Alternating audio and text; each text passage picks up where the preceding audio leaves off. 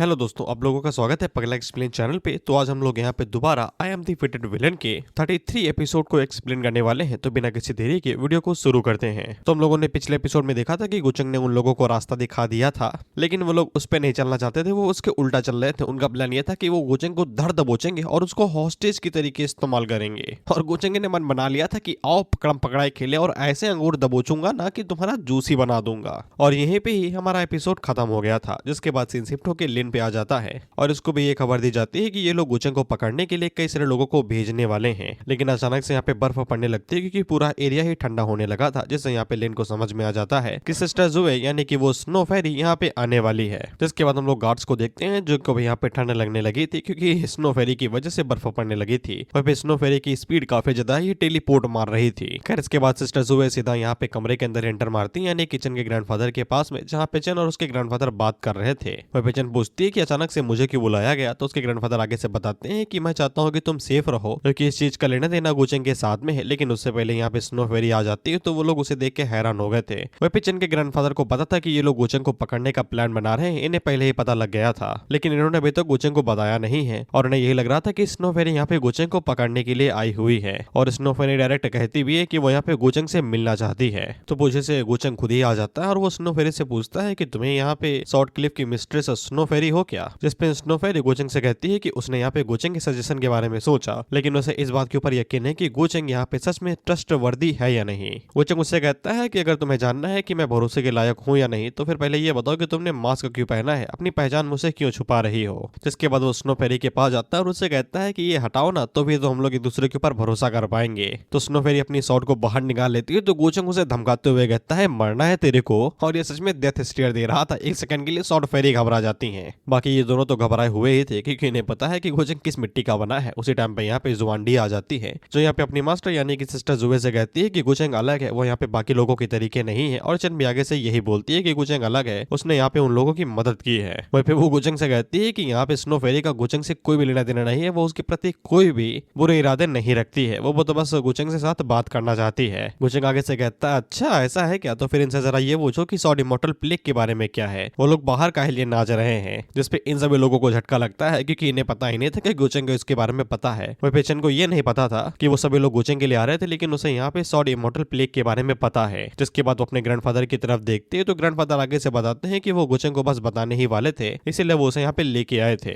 गुचंग उन लोगों से कहता है कि तुम्हें कुछ भी समझाने की जरूरत नहीं है, उसे काफी लंबे टाइम से पता था कि इस रियलम के लोग उसके ऊपर भरोसा करेंगे ही नहीं। ये सिर्फ गुचंग की कुछ मेहनत का नतीजा है, और जो कि पूरी तरीके से जाया हुई है, जो वो उनकी मदद करना चाहता था। और गुचंग उन लोगों से ये कह के चला जाता है कि मैंने हमेशा से बोला है कि मैं एक शांति प्रिय आदमी हूँ, लेकिन तब तक जब तक कोई उंगल ना करे, अगर उंगल करोगे तो फिर मुझसे भयानक कोई नहीं। स्नो फेरी गुचंग से साफ कह देती है कि उसकी शॉर्ट क्लिप यहाँ पे इस शॉर्ट इमॉर्टल ब्लेक के अंदर हिस्सा नहीं ले रही है, वो सिर्फ बाहर ही वाले हैं जो कि यहाँ पे अर्थ शॉर्ट इमॉर्टल्स हैं। और वो सभी तुरंत ही यहाँ पे सिटी के लिए निकल चुके हैं, क्योंकि गुचंग के पास उसका यूनिक स्टेटस है, तो वो लोग यहाँ पे उसका इस्तेमाल करेंगे बाकी लोगों को धमकाने के लिए, ताकि वो लोग यहाँ पे उनके रियलम को छोड़ के चले जाए और कभी भी वापस ना आए। ये शॉर्ट प्लेग के बारे में बता रही थी। गुचंग अपनी तरफ इशारा करते हुए कहता है कि वो मुझे पकड़ेंगे क्या, और पीछे से डा भी हंसने लगता है। जिसपे जुबे गुचंग से कहती है कि उसे पता है कि गुचंग काफी ज्यादा स्ट्रॉन्ग है उसके सर्वेंट के मुकाबले में, लेकिन इसके बावजूद इस रियलम के खुद के कुछ नियम है और यहाँ पे इसकी खुद की कुछ अच्छा है, बेसिकली इस रिस्ट्रिक्शन, जिसकी वजह से गुचंग शायद से अपनी पूरी स्ट्रेंथ का इस्तेमाल ना कर सके और किसी एक्सीडेंट के चलते उसे पकड़ लिया जाए। और ऊपर से ये बताने की जरूरत नहीं है जितने भी लोग यहाँ पे उसे पकड़ने के लिए आ रहे हैं वो सभी यहाँ पे अर्थ शॉर्ट इमॉर्टल्स हैं। गुचंग उससे कहता है हाँ हाँ ठीक है समझ गया, जाओ अपने काम से काम रखो। जिसपे जुबे गुचंग से कहती है कि उसे पता है कि गुचंग यहाँ पे किसी मकसद से आया है, तो फिर वो लोग एक एग्रीमेंट कर सकते हैं।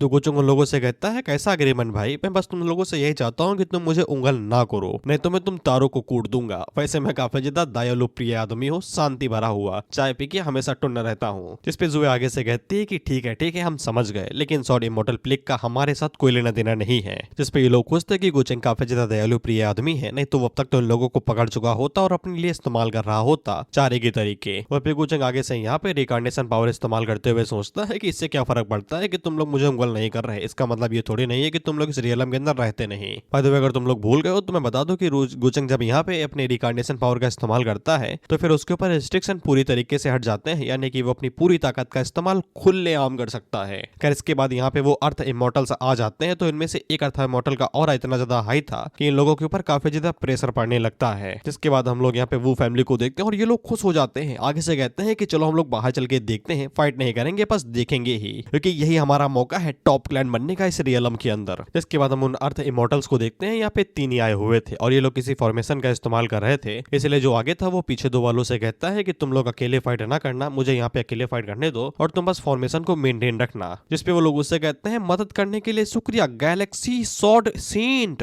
इसके बाद गुचेंग वहां पे एंट्री मारता है तो ये चाचा आगे से कहते हैं कि तुम ही गुचेंग हो क्या। इस पे गुचेंग बाहर निकल के कहता है अगर तुम सभी अर्थ इमोर्टल्स इतने कमजोर हो ना तो मेरा आना यहाँ पे पूरी तरीके से बोरिंग हुआ, मैं तो इतना ज्यादा थक चुका हूँ कि कुछ करना भी नहीं चाहता।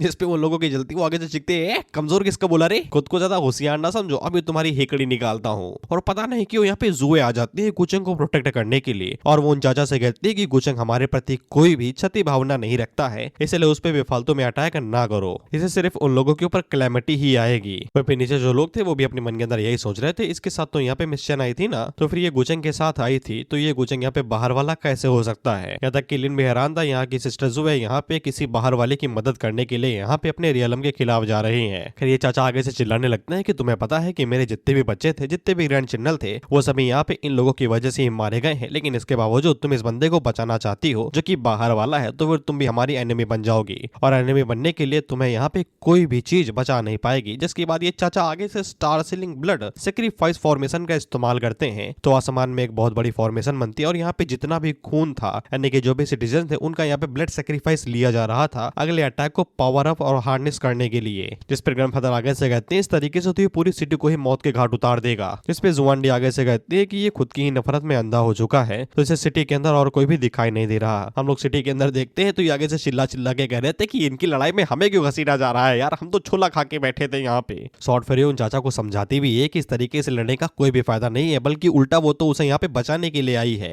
जिसपे चाचा नहीं मान रहे थे, उन्हें लग रहा था कि गुचेंग ने यहाँ पे मिस फेरी को बुरी तरीके से ब्रेन वॉश कर दिया है, इसलिए वो यहाँ पे गुचेंग की तरफदारी ही करे जा रही है। तो जोए आगे से कहती है कि इन्हें घरवासियों का क्या भाई, सिटी वालों का क्या, ये तो बेचारे इनोसेंट है, छोले भटूरे खाने आए थे यहाँ पे बस। लेकिन चाचा नहीं मान रहे थे, वो आगे से कहते हैं कि बड़ी चीजों के लिए सेक्रीफाइस करना पड़ता है। वो आगे से ये कह रहे थे कि वो इसे सेक्रीफाइस का इस्तेमाल करेंगे अपनी टेक्निक को यहाँ पे ताकतवर बनाने के लिए, जिसके बाद वो यहाँ पे गुचेंग को पकड़ के अपने रियलम की डेस्टिनी यानी कि किस्मत को बदल देंगे। तभी साइड से डा बाहर निकलता और एक ही पंच मारता और चाचा की आधी बॉडी हवा में ही गायब और जो बची हुई थी वो फोर्स की वजह से खून के अंदर बदल जाती है और पानी टपटपाते हुए नीचे गिरता है, जिसको देख के मिस जुए के साथ साथ जो 2 लोग आए हुए थे उनकी भी सिट्टी पुट्टी गोल हो जाती है। ये डर के मारे इतना कांप चुके हैं कि इनको सुई भी चुका दो ना इतनी चू नहीं करेंगे। जिसके बाद हम लोग वो फैमिली के हेड को देखते हैं और उनकी फटी और पिल्लिन की भी फटी। वो मन के अंदर सोचता है कि इनकी फिजिकल बॉडी तो अर्थ इमोर्टल से भी कई गुना ज्यादा सुपीरियर है और उसे समझ में नहीं आ रहा था कि ये पावर क्या चीज है। और गुचेंग को पता था कि इन लोगों को कोई सपोर्ट कर रहा है तो जुए आगे से कहती है कि हमारा इससे कोई लेना देना नहीं है, उसे घंटा कुछ नहीं पता इस बारे में, वो पहले ही हाथ खड़े कर देती है। तो फिर गुचेंग डा से कहता है जाओ और जाके पता लगाओ कि कौन इन्हें सपोर्ट कर रहा है और उन्हें यहाँ पे मिटा देना, और रही बात इन दोनों की तो इन्हें मेरे लिए छोड़ दो। वहीं पे डा की जो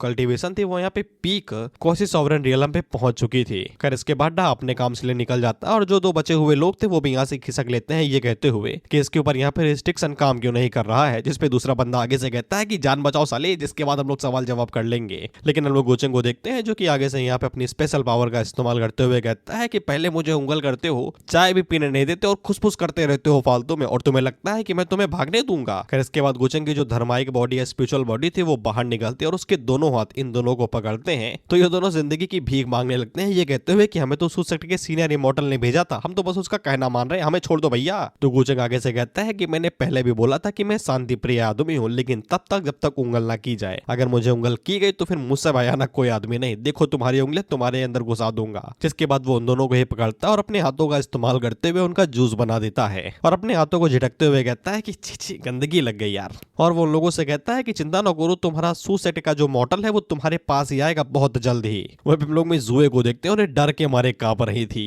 पीछे से हम लोग इन तीनों को देखते हैं और ये तीनों तो घुटनों पे ही आ गए थे क्योंकि इन लोगों ने जो नाच देखा था वो कुछ ज्यादा ही खौफनाक था। चन आगे से कहती है कि गुजंग गोचेंग उन लोगों के लिए कुछ ज्यादा ही काइंड है। इसके बाद हम लोग लिन को देखते हैं जो कि बेचारे की चेहरा बता रहा था कि आज ये सोएगा नहीं, आज ये सिर्फ सोचेगा कि ये खुद को इस दुनिया के अंदर स्ट्रॉन्गेस्ट समझता था, लेकिन इसके बावजूद यहाँ पे कुछ बाहर वाले हैं जिनके खिलाफ वो एक सेकंड भी नहीं टिक पाएगा। हालांकि लिन ये जान के काफी ज्यादा खुश था कि यहाँ पे कुछ ऐसे भी लोग हैं जो कि इतने ज्यादा पावरफुल हैं, यानी कि इनके पास कोई तरीका होगा जिससे यहाँ पे लिन भी उनके जितना ताकतवर बन सकता है। और लिन को यह लग रहा था कि गोचेंग यहाँ पे वो चाबी है जिसकी वजह से वो यहाँ पे इस दुनिया के जो रूल्स है उन्हें तोड़ पाएगा, यानी कि और भी ज्यादा स्ट्रॉन्ग बन पाएगा। हम लोग गोचेंग को देखते हैं जो कि अपने मन के अंदर सोच रहा था कि यहाँ पे जो एक्सपर्ट्स आए हुए थे वो सभी यहाँ पे सिर्फ क्वासी सॉवरेन रियलम की फर्स्ट स्टेज पे थे, लेकिन इसके बावजूद ये काफी ज्यादा वीक थे लिन के मुकाबले में जो उसकी ट्रू बॉडी है। साथ ही में गोचेंग हम लोगों को ये भी बता देता है कि इस वर्ल्ड के जो लोग हैं वो यहाँ पे काफी ज्यादा पावरफुल हैं, यानी कि उनके पास पोटेंशियल है कि वो और भी ज्यादा स्ट्रॉन्ग बन सकते हैं, लेकिन यहाँ की जो हेवनली विल है वो यहाँ पे उन्हें रोक रही है, वो उन्हें ताकतवर बनने नहीं दे रही है। सिर्फ लिमिटेड मात्रा में उन्हें एनर्जी प्रोवाइड करती है जिससे वो ज्यादा ताकतवर नहीं हो पाते हैं, जिसका सिर्फ एक ही रीजन निकलता है कि यहाँ पे विल को डर है कि वो यहाँ पे इन ताकतवर लोगों को और ज्यादा कंट्रोल नहीं कर पाएगी, इसलिए उन्हें ताकतवर बनने नहीं दे रही, या फिर वो इन लोगों को यहाँ पे फर्टिलाइजर के तरीके देखती है,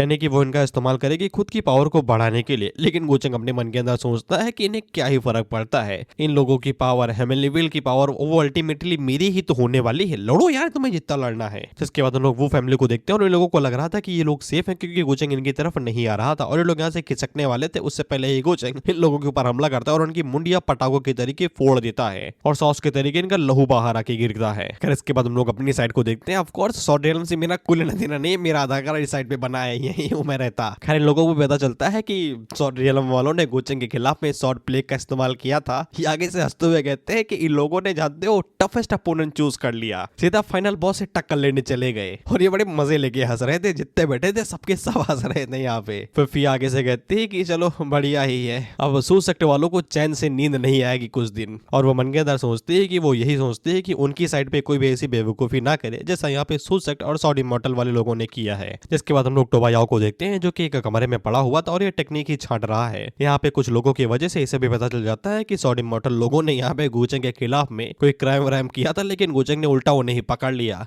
अब इनका छोड़ा हुआ तीर अब इन्हीं की तशरीफ में आके घुसने वाला है क्योंकि गोचेंग इन्हीं की तरफ आगे बढ़ रहा है, इसलिए जितने भी सूसेट के एल्डर हैं वो सब यहाँ पे बैठ के अब बातें कर रहे हैं कि गोचेंग को कैसे हैंडल करे। और ऊपर से उन लोगों ने ये भी सुन लिया था कि गोचेंग ने बस पलक झपकते हैं यहाँ पे अर्थ सॉर्ड इमॉर्टल लोगों को कुत्ते की तरीके खत्म कर दिया, यानी कि इनकी फील्डिंग सेट है। जिससे टोबायाओ को समझ में आ जाता है कि अब उसे यहाँ पे पढ़ाई लिखाई ज्यादा जल्दी करनी पड़ेगी, नहीं तो गोचेंग कभी भी आके इनके सूसेट को डिस्ट्रॉय करके चला जाएगा और इनसे कुछ भी नहीं मिलेगा। और ये यहाँ पे उस सॉर्ड को अलग करने की टेक्निक नहीं ढूंढ रहा था, ये गोचेंग को खत्म करने की टेक्निक ढूंढ रहा था। जिसके बाद अगला सीन लिन का होता है जो कि एक गुफा में बैठ के ट्रेनिंग कर रहा था, जो कि गोचेंग के बारे में ही सोच रहा था कि गोचेंग के पास कई सारे सीक्रेट्स हैं, लेकिन उसे ये भी पता है कि गोचेंग बहुत बड़ी मुसीबत उनके सेक्ट नहीं पूरे उनके वर्ल्ड के ऊपर पड़ने वाला है। यहाँ तक कि उसके मास्टर, उसके एल्डर्स और वो भी यहाँ पे गोचेंग के सामने नहीं जा सकते हैं। यहाँ तक कि उनके एंसेस्टर जो कि यहाँ पे स्पेस क्रैक के अंदर गए थे वो भी गोचेंग के खिलाफ में नहीं जा पाएंगे। इसलिए लिन के पास और कोई चॉइस नहीं बचती है, अब उसे यहाँ पे बाउंडलेस रवीन में जाना पड़ेगा, यानी कि बहुत लंबी खाई। एक लिन को पता है कि अब ये वर्ल्ड ज्यादा देर तक टिकने नहीं वाला और सबसे पहले यहाँ पे सूसेट की बिल्डिंग सेट होगी। जिसके बाद हम लोग सूसेट के उस एल्डर को देखते हैं जिसने गोचेंग को पकड़ने के ऑर्डर दिए थे, जो यहाँ पे सू के साथ बात करने के लिए गया हुआ था कि उन्हें गोचेंग को पकड़ लेना चाहिए, पहले मैंने जिसके बारे में कहा था। अब यहाँ पे जितने भी एल्डर थे वो सब उसके खिलाफ चले गए थे कि तुम्हारी वजह से हमारे सेट के ऊपर फील्डिंग सेट हुई है, अब तुम ही कुछ करो। तो एल्डर आगे से कह रहा था कि अब तुम लोग मुझे यहाँ पे इस चीज के लिए धोखा दोगे, और ये लोग बस इतना ही चाहते थे कि एल्डर यहाँ पे सरेंडर कर दे ताकि गोचेंग इन्हें कुछ भी ना करे, लेकिन एल्डर नहीं मान रहा था। वो आगे से कहता है यहाँ पे सॉर्ड फेरिजो ने भी उन लोगों को धोखा दे दिया, जबकि सॉर्ड क्लिफ उसका है भी नहीं, इसलिए इन लोगों को यहाँ पे और ज्यादा फोर्स को इकट्ठा करना चाहिए और गोचेंग के खिलाफ में लड़ना चाहिए ताकि ये लोग और ज्यादा सर्वाइव कर सके। लेकिन तुम सभी लोग तो मेरे खिलाफ ही जा रहे हो और मुझे यहाँ पे बाहर भगाने के चक्कर में हो। और उसके साथ इसका एक साथी भी था, वो आगे से कहता है कि हाँ मास्टर सही है, हम लोगों को एक साथ मिलकर इस आपदा को रोकना चाहिए, ना कि यहाँ पे भागना चाहिए। लेकिन सामने वाला जो एल्डर था वो आगे से बुद्धिमान था, वो आगे से कहता है कि तुम्हारी बात ठीक है, कैसा करने से हम लोग अपना ही अंत कर रहे हैं, लेकिन गोचेंग की स्ट्रेंथ काफी ज्यादा हाई है, यहाँ तक कि उन लोगों से भी आई है जिनके खिलाफ हम लोग अभी तक लड़ते हुए आए हैं। इसलिए अगर वो लोग गोचेंग के खिलाफ में जाएंगे और उनका कहना मानेंगे तो फिर वो लोग और भी जल्दी खत्म होंगे। और ये सभी लोग अब यहाँ पे इन दोनों के ऊपर चढ़ाई करने को राजी थी ताकि गोचेंग इन लोगों के ऊपर चढ़ाई न कर दे। जिसपे सेक्ट एल्डर आगे से कहता है कि देखो तो इन लोगों को कैसे यहाँ पे कमजोर बन चुके हैं। ये वाला एल्डर यहाँ पे सूसेट के मास्टर से कहता है कि मुझे पता है कि तुम क्या कहना चाहते हो, लेकिन ऐसा करने से यहाँ पे उन लोगों को और भी ज्यादा परेशानियों का सामना करना पड़ सकता है। सूसेट के मास्टर के कहने पे ही वो चाचा गोचेंग से भिड़ने के लिए गए हुए थे, लेकिन गोचेंग ने उल्टा उनकी ही बिल्डिंग सेट कर दी। भले ही गोचेंग के यहाँ पे अच्छे इरादे ना हो इन लोगों के प्रति, लेकिन कम से कम वो खुलेआम इन लोगों की फील्डिंग तो नहीं सेट कर रहा ना। अगर वो लोग गोचेंग के साथ कोऑपरेट करते हैं तो फिर उन्हें थोड़ा सा और ज्यादा टाइम मिल जाएगा जाएगा और शायद से वो कोई दूसरा तरीका ढूंढ ले यहाँ पे इस इन्वेजन को रोकने का। जिसपे सुसेट का मास्टर आगे से चिल्लाते हुए कहता है और इसके लिए तुम मेरी फील्डिंग सेट कर दोगे और गुचेंग के हवाले मुझे कर दोगे ताकि तुम लोगों की फील्डिंग सेट ना और तुम लोग ना मारे जाओ। जिसपे वो जितने भी एल्डर थे वो आगे से हाथ जोड़ते हुए कहते हैं कि चाचा मजबूर ना करो, मतलब ये लोग सुसेट के मास्टर को धर के कूट देंगे अपनी जान बचाने के लिए। तो फिर सुसेट के मास्टर मुंह की ना खाए और इनके दांत वांत न टूटे, बुढ़ापे में दिक्कत होती है तो वो मान जाते हैं सरेंडर करने के लिए। लेकिन वो चीखते हुए लोगों से बताते हुए कि उनके पास उनका सबसे प्यारा डिसेबल है लिन, जिसके बारे में हम लोग जानते हैं और वो बहुत ही जल्दी यहाँ पे ब्रेक थ्रू करने वाला है। तो वो लोग यहाँ पे सोचे रहे अगर उन लोगों को यहाँ पे हेमनली व्हील वाला प्लान यानी कि गुचेंग वाला प्लान काम बनाया तो फिर वो लिन इन लोगों की फील्डिंग सेट कर देगा। खैर इसके बाद हम लोग लिन को देखते हैं जिसको यहाँ पे सब कुछ सुनाई दे रहा था। वो यहाँ से निकल जाता है अपने प्लान के लिए ताकि यहाँ पे वो अपने वर्ल्ड को बचा सके। बाकी अपने मास्टर से ये कहता है कि चाचा जिंदा रही हो, जल्दी लौटने की कोशिश करूंगा। खैर इसके बाद अगला सीन इन्वेजन का होता है जहाँ पे सुसेट के जितने भी डिसाइपल थे वो सभी यहाँ पे एक्सटर्नल डीमन से अपनी जान बचाने की कोशिश कर रहे थे, सॉरी सुसेट को बचाने की कोशिश कर रहे थे और उसे डिफेंड कर रहे थे। हालांकि बिल्डिंग इन्हीं की ही सेट हो रही थी। खैर उसी टाइम पे अपर याला वाले देखते हैं कि गुचेंग आया है तो ये तुरंत लड़ाई लड़ाई छोड़ देते हैं और साइड में खड़े हो जाते हैं। जैसे प्रिंसिपल को देख के बच्चे साइड में खड़े हो जाते हैं। खैर सुसेट के यहाँ पे जो डिसाइपल थे वो भी फाइट करना रुक जाते हैं। वहीं पे अपर याला वाले तो गुचेंग को ग्रीटिंग्स देते हुए जा रहे थे। वहीं पे सिस्टर जुबे को समझ में आ जाता है कि गुचेंग की यहाँ पे जो पोजीशन है वो पूरी दुनिया के अंदर कुछ ज्यादा ही हाई है, हर कोई उसे पहचानता है। वहीं पे जुवानडी ये देख के हैरान हो गए थे कि गुचेंग के आने से जो लोग अभी यहाँ पे एक दूसरे की जान लेने पे तुले हुए थे जैसे कि कर्जा खाया हो, अब वो चुपचाप कोने में खड़े हैं एक दूसरे के बगल बगल में कि भैया इसे निकल जाने तो नहीं, हमारी फील्डिंग सेट कर देगा। जिस पे चन यहाँ पे जुवानडी से यही कह रहे थे कि गुचेंग का यही औरा है। तो फिर गुचेंग लोग अपना रास्ता पार करते हुए जा रहे थे। हम लोग सुसेट के दो डिसेपल्स को देखते हैं। अब जो छोटा वाला था वो सीनियर वाले से कहता है कि भैया आपने तो बोला था कि हम लोग अपनी जान दे देंगे सुसेट को डिफेंड करने के लिए, अभी मौका है गुचेंग की फील्डिंग सेट कर दे क्या। इस पे बड़ा वाला उसे समझाता है कि साले हम लोगों ने ऐसा इसलिए कहा था क्योंकि ये सभी हमारे लेवल के ही हैं, अगर हम किसी ऐसे से भिड़ेंगे जो हमसे कई गुना ज्यादा शक्तिशाली है तो फिर हम लोग बेफालतू में खुद को सेक्रीफाइस ही करेंगे। फिर इसके बाद गुचेंग सुसेट को देखते हुए अपने मन के अंदर सोचता है कि धर्माई की बॉडी उड़ते हुए यहीं पे ही आई थी।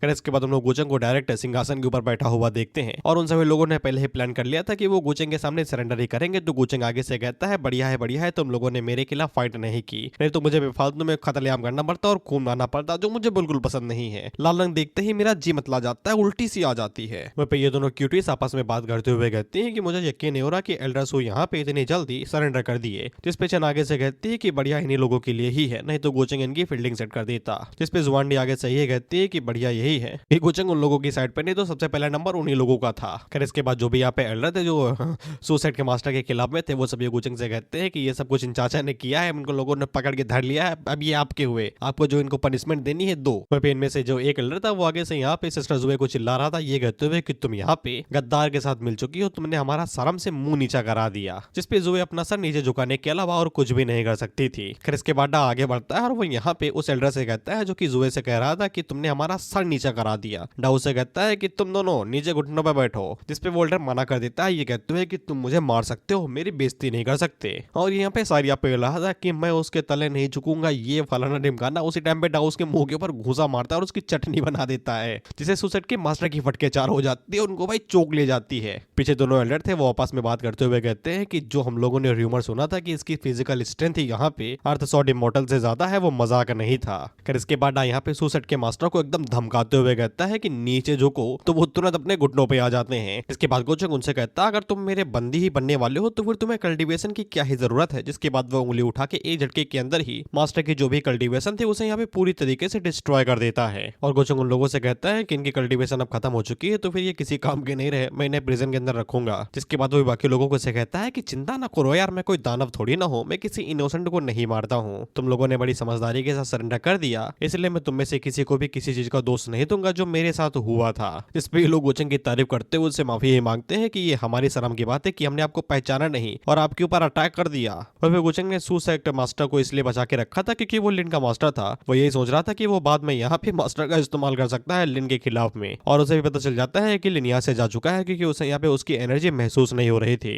वही जुवानडी ये देख के हैरान हो गए थे कि गुचेंग ने यहाँ पे पूरे सुसेट को डिस्ट्रॉय नहीं किया और सभी लोगों को जाने दिया, सिर्फ मास्टर को ही पकड़ लिया। जिसपे चन आगे से कहती है कि मैंने बोला था ना कि वो काफी ज्यादा काइंड है। जिसके बाद गुचेंग उन लोगों से कहता है कि जाओ जाओ अपना काम करो और वो सू से कहता है कि उसे यहाँ पे उसके साथ कुछ बात करनी है सिस्टर जुवे से। जिसके बाद हम लोग देखते हैं कि यहाँ पे एक और कोई खतरनाक बंदर एंट्री मारता है जिसको देख के ये सभी लोग हैरान हो गए थे। सॉर्ड रियलम वाले वो आगे से कहते हैं कि ये तो साला 9th रियलम पे है, अभी तक हमारी हेवनली व्हील क्यों नहीं सामने आई। हम लोग इस पर्सन को देखते हैं तो इसका नाम हम कुछ भी नहीं बताया जाता, सिर्फ इसकी कल्टीवेशन के बारे में ही बताया जाता है काशी सॉवरेन रियलम। जिसके बाद हम लोग कुछ 3 अपर रियलम के कल्टिवेटर्स को देखते हैं जिनको यहाँ पे आने की परमिशन दे दी गई थी। वहीं पे ये लोग गुजंग के बारे में बात करते हुए कहते हैं कि वो यहाँ पे काफी लंबे टाइम से आया था, लेकिन अभी तक उसने यहाँ पे कोई भी रिसोर्स हासिल क्यों नहीं किया। जिसपे इनके बगल में जो बैंगनी कलर की लड़की थी वो आगे से ये कहती है कि वो कोई अजीब बंदा है यार, मुझे समझ में ही नहीं आता कि वो क्या करने की कोशिश कर रहा है। जिसके बाद हम लोग गुजंग को उसके इनर वर्ल्ड के अंदर देखते हैं और तुम लोगों को ये पेड़ याद होगा, ये वर्ल्ड ट्री है जो कि यहाँ पे वर्ल्ड ओरिजिन एसेंस को एब्जॉर्ब करता है और जिसकी मदद से वो यहाँ पे एराडॉप फ्रूट को पकाता है, जो काफी ज्यादा ऑफ कोर्स हाई लेवल का रहता है। उसे खाते ही कोई बंदा यहाँ पे डिवाइन लेवल का कल्टीवेटर बन सकता है। तो गुचंग आप जानते हो उसका इस्तेमाल एक शिकारी के तरीके करने वाला है। बेसिकली वो उसका इस्तेमाल चारे के तरीके करेगा। वो पूरी दुनिया के अंदर इन्फॉर्मेशन फैला देगा कि उसके पास ये फ्रूट है। जिसके बाद जो यहाँ पे ट्रू इमॉर्टल एक्सपर्ट है, जो यहाँ पे बहुत पुराने एंसेस्टर हैं जैसे कौसी डिवाइन इमॉर्टल्स, वो सभी इसकी एक बाइट लेने के लिए तो आएंगे ही आएंगे और तब गुचंग उन्हें धड़ दबोचेगा। वहीं पे गुचंग कहता है कि सबसे पहले फैमिली को बताता हूँ यार, साला अपने ही घर के आगे तो फिर दिक्कत हो जाएगी, इस ट्रैप के अंदर फंस गए तो बड़ी बेइज्जती होगी भाई। फिर इसके बाद हम लोग डा और जुवे को देखते हैं, ये बैठे थे, कोई भी बातचीत नहीं कर रहे थे। गुचंग उन दोनों से कहता है कि ऐसे ही ताकोगे क्या एक दूसरे को, कुछ तो बात कर लो। जिसके बाद जुवे गुचंग से पूछती है कि सब कुछ सुसेट के अंदर सेटल हो चुका है तो वो लोग अभी तक यहाँ पे क्यों रुके हुए हैं। तो गुचंग उससे कहता है कि जल्दबाजी किस बात की, थोड़ा सा इंतजार करो, तुम्हें भी पता चल जाएगा कि हम लोग यहाँ पे क्यों रुके हुए हैं। जिसपे जुवे आगे से कुछ कह पाती है, उससे पहले उसे खतरनाक स्ट्रॉन्ग ऑरा महसूस होता है। तो फिर जब कैमरा ऊपर मूव होता है तो फिर हम लोग देखते हैं कि यहाँ पे टोबायाओ आ चुका था, जो कि गुचंग से कहता है वादे के मुताबिक मैं यहाँ पे आ गया हूँ। तो गुचंग उससे कहता है कि सही टाइम पे आया हूँ, मैं तो बाहर निकलने वाला था।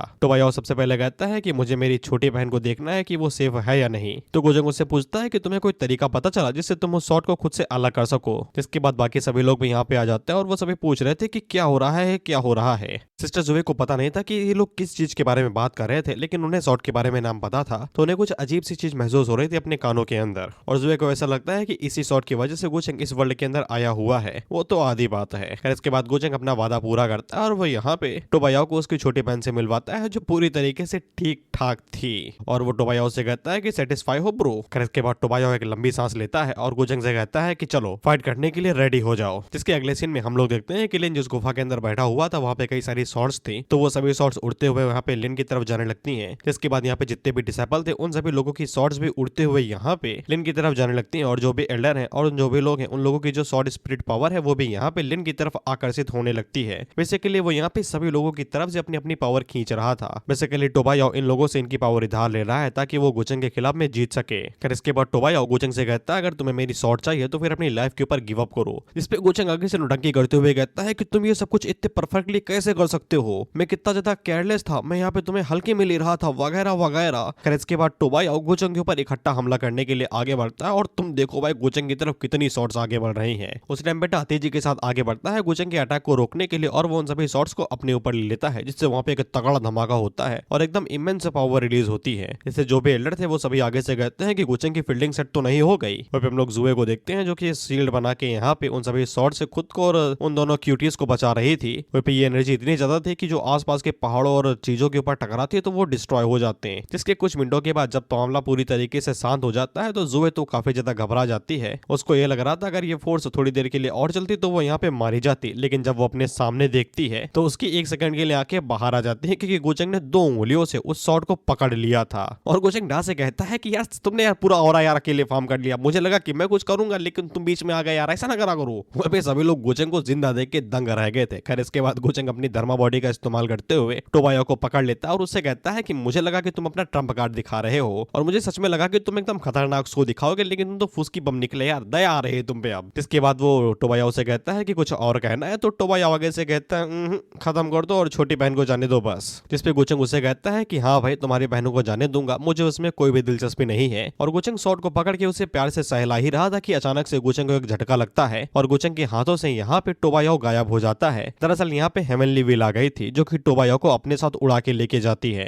गुचंग को पहले तो ये किसी तरीके का ट्रम्प कार्ड लगता है, ये तो मैंने अपनी तरफ से बताया भाई कि हेवनली व्हील है, गुचंग को नहीं पता। गुचंग को लगता है कि ये टोबायाओ का कोई दूसरा ट्रम्प कार्ड है। जिसके बाद हम लोग देखते हैं कि उस क्रैक के अंदर से एक आंख बाहर निकलती है जिसके अंदर से लगातार एनर्जी नीचे गिरती हुई जा रही थी। वहीं पे यहाँ पे जितने भी एल्डर थे वो सभी आगे से ये कहते हैं कि ये कोई ऐसी चीज है जिसके खिलाफ इंसान लड़ ही नहीं सकते हैं। वहीं पे ये आंख हर किसी के ऊपर हमला करे जा रही थी, हर किसी के ऊपर, अपर रियलम वालों से लेके सॉड रियलम वालों दोनों के ऊपर खटाखट। खैर अपर रियलम वालों की फटी, वो तुरंत यहाँ से भागते हैं, कहते हैं भागो इससे पहले कि हमारी फील्डिंग सेट हो जाए। और ये बिजली जिनके ऊपर गिर रही थी वो पटाखों की तरह पट पट फूटते जा रहे थे। फिर इसके बाद हम लोग फिया को देखते हैं जिसके अंकल उसे बचाने की कोशिश कर रहे थे और उन्हें ये लग रहा था कि ये सारा कांड गुचेंग की वजह से ही हो रहा है। जिसके बाद हम लोग जुए को देखते हैं जो कि दोबारा अपनी शील्ड बाहर निकाल लेते हैं और उसे कुछ महसूस हो रहा था। उसे महसूस हो रहा था कि वो बहुत ज्यादा घिनौनी है। मतलब होता है ना कि तुम कभी सोचते हो कि बस हो गया भाई, अब उठ ही जाऊं, बढ़िया है, उठा ले रे बाबा उठा ले, यही सोचते हो। उसी तरीके की फीलिंग थी। जिसके बाद सभी लोगों को समझ में आ जाता है, साथ में गुचेंग को भी, कि ये सीरियलम की हेवनली विल है। लेकिन गुचेंग को ये बात समझ में नहीं थी कि इसे टोबायाओ के अंदर से क्या चाहिए भाई, जो उसे बचाने के लिए सामने आ गई। यहाँ लोग मरे जा रहे हैं, बुला रहे हैं, पैर धो रहे हैं, ये नहीं आ रही, लेकिन टोबायाओ को बचाने के लिए आ गई। खैर एल्डर खुश हो जाते हैं कि उनकी हेवनली विल यहाँ पे आ गई, तो वो लोग अब यहाँ पे बच जाएंगे और उनका वर्ल्ड भी बच जाएगा। जिसके बाद वो अपने सभी डिसाइपल से कहते हैं कि टेलीपोर्टेशन अरे एक्टिवेट करो और तुरंत वहां से खिसक लो। जिसके बाद हम लोग गुचेंग को देखते हैं जो कि दोबारा अपनी धर्मा बॉडी का इस्तेमाल करता है, क्योंकि वो हेवनली विल का इंतजार कर रहा था। जिसके बाद वो अपने हाथों की मदद से उसे पकड़ने की कोशिश करता है, तो हेवनली विल डर के मारे वहां से भाग जाती है और वो गुचेंग को मुंह तक नहीं लगाती। लेकिन इस हरकत की वजह से बहुत ज्यादा पावर रिलीज होती है, जो ऑफ कोर्स हेवनली विल की ही थी। तो फिर यहाँ पे जितने भी पैलेस थे वो सभी डिस्ट्रॉय हो जाते हैं और कई सारे डिसाइपल्स भी इसकी चपेट में आ जाते हैं। इसलिए ये लोग तुरंत यहाँ से भागते हैं ताकि अपने बच्चे कुछ डिसाइपल्स को बचा सके। फिर इसके बाद गुचेंग उस छेद को जाके चेक करता है, तो फिर उसे पता चलता है कि यहाँ पे कोई भी नहीं है, हेवनली विल जा चुकी है। और फिर गुचेंग को यहाँ पे कुछ गड़बड़ लग रहे थे, क्योंकि हेवनली विल की जो कल्टीवेशन थी वो काफी ज्यादा कम थी। इसलिए गुचेंग को यही लगता है कि ये सच में यहाँ पे कोई हेवनली विल नहीं है, ये कोई दूसरी चीज थी। इसलिए गुचेंग डा से कहता है, जाओ और जाके इस क्रिएचर का पीछा करो स्पेस क्रैक के अंदर घुस के, और जैसे तुम्हें टोबायाओ मिले तो एहसान करके उसकी फील्डिंग सेट कर देना मेरे लिए भाई। तो फिर डा उस क्रिएचर का पीछा करने के लिए तुरंत यहाँ से निकल जाता है। जिसपे जुवांडी एक वायलेट सवाल पूछती है कि उन लोगों की लास्ट होप भी अब चली जा चुकी है, बल्कि हेवनली विल उन्हें यहाँ पे खुद डिस्ट्रॉय करने की कोशिश कर रही थी। अगर गुचेंग उन्हें बचाने के लिए ना आता तो वो सभी लोग मारे जा चुके होते। वह पे जुबे आगे से कहती है कि वो तो हेवंस के खिलाफ में भी खड़ा हो गया, अब उसे यकीन हो गया है कि इस पूरे रियलम के अंदर कोई भी उसके खिलाफ नहीं ही जाएगा। फिर इसके बाद गुचेंग नीचे आता है और झूठी माफी मांगता है, ये कहते हुए कि वो यहाँ पे सावधान नहीं था, इसी वजह से पूरा सूसेक्ट डिस्ट्रॉय हो गया। जिसपे वो लोग कुछ कह भी कहा सकते थे। वो सभी गुचेंग से यही कहते हैं, अगर गुचेंग ने कुछ किया ना होता तो वो सभी लोग यहाँ पे मारे जा चुके होते। फिर इसके बाद यहाँ पे जो एल्डर थे वो आगे बढ़ते हैं और वो गुचेंग से पूछते हैं कि उन लोगों की हेवनली विल ने उन लोगों के ऊपर ही उल्टा अटैक क्यों किया। जिसपे गुचेंग उन लोगों से ये कहता है कि उनके रियलम की विल के अंदर कुछ ना कुछ तो गड़बड़ है, ये उस वाले विल से पूरी तरीके से अलग है जिसको गुचेंग जानता है। इसलिए अगर इन लोगों को आगे के जवाब चाहिए तो फिर इन लोगों को पता लगाना पड़ेगा कि ये विल कहाँ पे आराम करती है। जिस पर ये लोग जान के हैरान ही हो जाते हैं कि हेवनली विल कहीं पे रुक के आराम भी करती है क्या। तो गुचेंग उन लोगों को बता देता है कि एक जगह होती है जहाँ पे मैनिफेस्टेड विल अपने रियलम को रीसेट करती है। हालांकि गुचेंग को इसकी पूरे तरीके से यकीन तो नहीं है, लेकिन उसने रिकॉर्ड्स के अंदर इसको पढ़ा हुआ है। इसलिए गुचेंग उन लोगों से कहता है कि अब ये तुम्हारे ऊपर है कि तुम लोग उस हेवनली विल को कैसे ढूंढते हो, मैं तो चला भाई। क्योंकि गुचेंग को जो गोल चाहिए था वो उसे मिल गया, यानी कि वो शॉट, तो वो अपने घर जा रहा है। जिसपे वो सभी लोग घबरा जाते हैं, क्योंकि अगर गुचेंग यहाँ से चला गया तो अपर रियलम उनके ऊपर यहाँ पे चढ़ाई कर देगा, वो भी पूरी ताकत के साथ में। वह जुए अपने मन के अंदर सोच रहे थे कि गुचेंग यहाँ पे उस शॉट के चक्कर से ही आया हुआ था। वो शुरुआत से उसे गलत समझ रही थी, गुचेंग एक भला आदमी है। और जुए जिस तरीके से गुचेंग को अपने यहाँ इमेजिन कर रही है ना, बस 4 चैप्टर के बाद में ये इस तरीके से गुचेंग को इमेजिन नहीं करेगी। जिसके बाद गुचेंग यहाँ से कल्टी मार लेता है बिना इन लोगों को बाय बाय बोले हुए।